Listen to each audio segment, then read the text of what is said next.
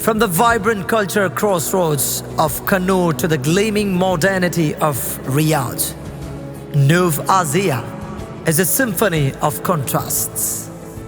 Crowned with the titles like Miss Face and Best Debater, she carries a regal aura of accomplishment.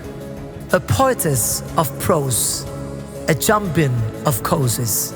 Her voice echoes like a clarion call across halls of change. With her dreams soaring skyward, she stands ready to conquer the world with intellect and artistry.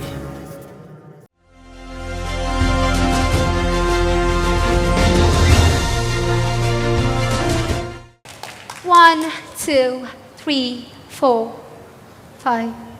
In this 5 seconds that I have counted, at least 2 people are being displaced from their own country to another. That too, forcefully. I'll explain you. Let me ask you a question first. Have you ever imagined how it is like to lose everything you own, your family, your home, and your own identity? This is the life of millions of people all over the world. There is 43.3 million people all over the world who face refugee issues, and 40% of them are below 18 years, just like most of us in this room. Students, of course. The first time I heard this word refugee was when I was just 11 years old. I was in Saudi Arabia. I went to this friend's house and I saw the Syrian refugee who had a daughter at the same age of mine.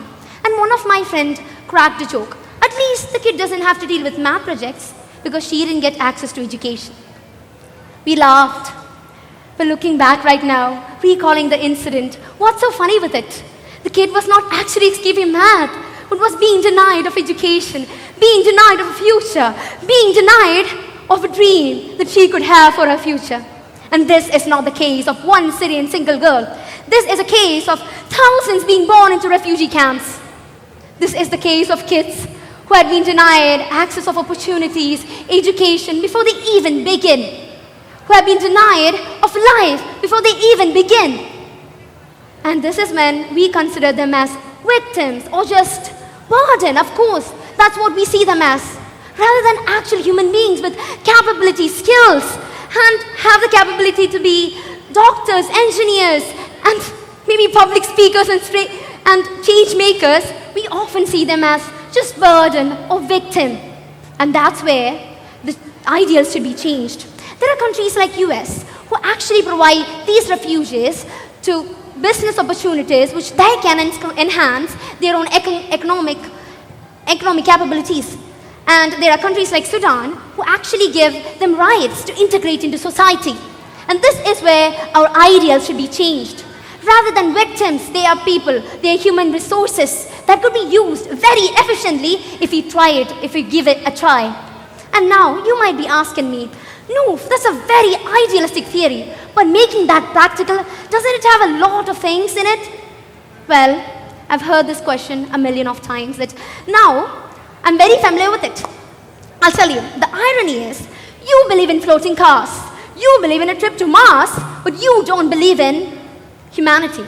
You don't believe in a world where we all could sustain together with equality and equal opportunities. You believe in how is it so easy to colonize another planet rather than build a healthy life here in this earth? How is it so easy to set such a mindset, but you can't believe in equality or global citizenship? Pity. That's the moment that we should pity. That's the moment that humanity is failing. That's the moment that we are all failing as youths who have the platform to make changes, who have the voices that could amplify this, who have the opportunities to bring the actual changes all over the world. But we often just sit here because this doesn't connect anything with me. This has nothing to do with me. I'm living a better life. But who knows? Who knows? Tomorrow it would be me or you in this crowd. Who knows? We don't. But whatever it is, we are the people who have the responsibility to talk for our welfare and their too. This is not a struggle of just refugees. This is a struggle of you and me. This is the struggle of this future of our world. This is the struggle and fight that we do together and we must face together. Once I was scrolling through social media and I saw this one quote. It took one single apple to be fallen for the world to recognize gravity. And thousands of bodies fell. Did anyone recognize humanity? That's my question that I would ask to you guys before I end. And let's once again I say you. Today I make change with my words. Today I make change with my questions. And every single answer, question, anything that you raise have greatest capability to change the future of mine, yours, and those people. Those people who don't have the luxury that we have. You know, for them, life is luxury. For us, it's just life. For them, it's life. That's luxury for them. So at least, let's all build together bridges of hope, cultural exchange, rather than barriers that we have built upon of hatred and burden. So I hope you would make your own change. So talk for tomorrow, act for today. Thank you.